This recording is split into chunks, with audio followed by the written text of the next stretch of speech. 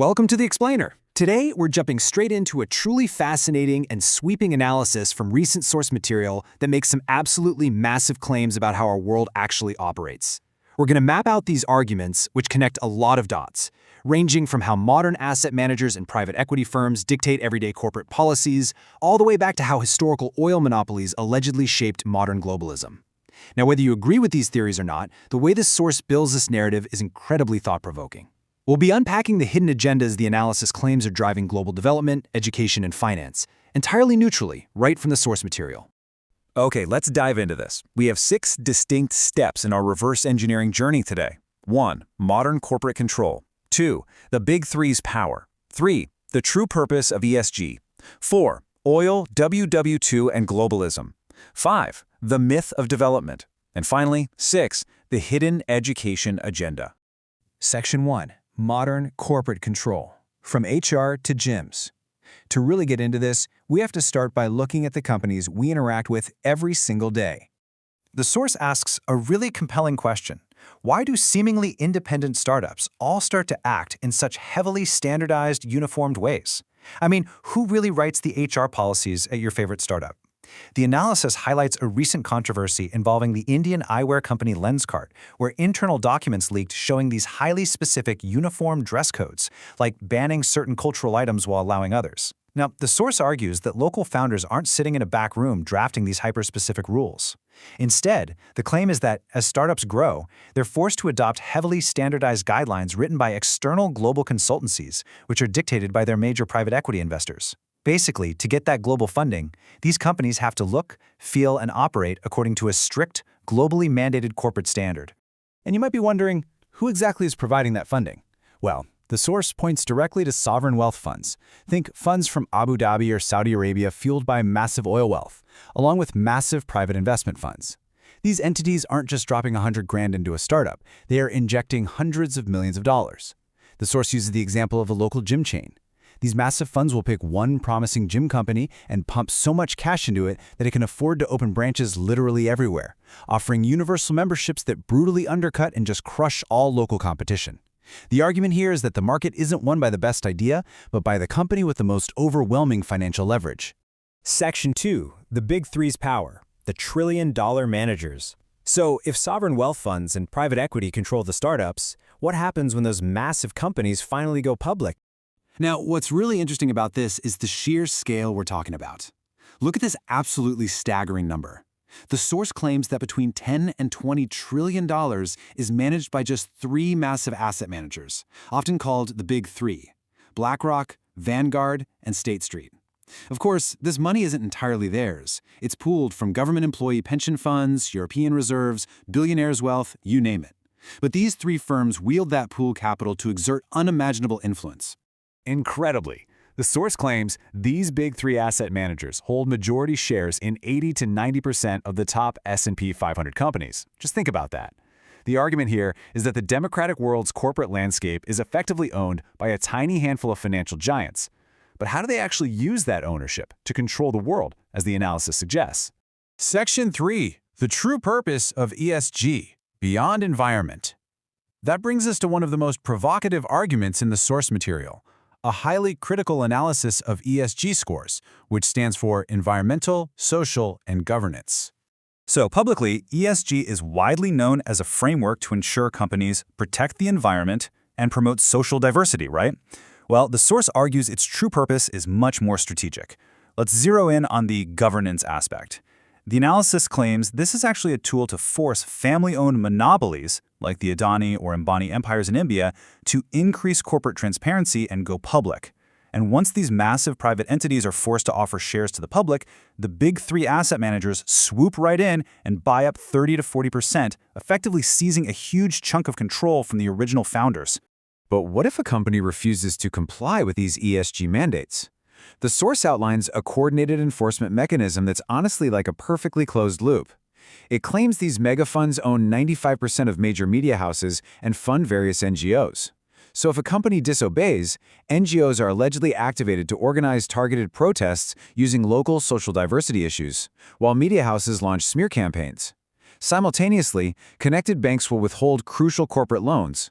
It's presented as total, inescapable corporate control. Section 4. Oil, World War II, and Globalism. Building the modern market. Let's move on and see how this all builds upon historical foundations. To understand how such a massive, interconnected financial system could even exist, the source argues we have to look back to the 1940s. It outlines a really fascinating historical narrative. During World War II, the Rockefeller Empire's companies, brands like Mobil, Chevron, and Exxon, were supplying 80 to 85% of the oil to the Allied forces. However, over in Germany, IG Farben successfully developed synthetic fuel. The analysis claims this synthetic fuel absolutely terrified the American oil monopolies. Because think about it, if the world realized they didn't need raw crude oil, the Rockefeller Empire would essentially evaporate overnight. So the source argues that the US intentionally forced Britain and France to dismantle their colonies post-war. Why? The claim is it wasn't purely for human rights, but rather to break open those closed colonized markets, creating a massive, globalized open market that was entirely addicted to cheap American crude oil. Section 5. The Myth of Development, IMF, World Bank, and Extraction. So, with direct colonization over, a new system was needed to control these newly independent, developing nations. This leads us right to the source's critique of global development and the concept of neo-colonialism. Instead of sending armies, Western powers allegedly used financial institutions.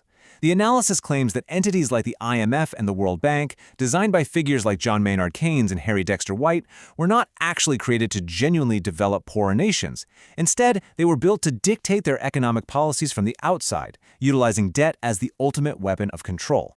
To put that into perspective, the source gives a very specific real-world example, the African nation of Guinea.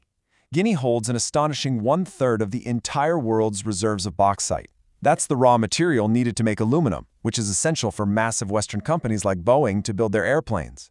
Yet, as the source notes, Guinea remains deeply impoverished, with much of its population still lacking basic electricity. So how exactly does this happen under the guise of development? Well, the source breaks down the alleged playbook. First, an institution like the IMF issues a massive loan to a developing nation. But there's a catch. These funds come with incredibly strict conditions. Instead of investing in local schools or diverse industries, the nation is forced to build highly specific infrastructure.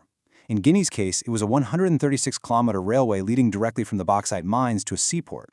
The infrastructure is built exclusively to extract raw resources and export them to the West, leaving the host nation burdened with crushing debt and stripped of its natural wealth. So the crucial point here is that this isn't an accident. At least according to the source. The analysis points to the Arthur Lewis economic theory, which is actually a Nobel Prize-winning concept, arguing that global industrial growth inherently requires keeping a large population in developing nations on subsistence wages. If workers in developing countries were actually paid fair, wealth-generating wages, the profit margins of Western industries would totally collapse. The claim is that the system is meticulously designed to keep wages just high enough for survival, but low enough to fuel massive corporate profits abroad.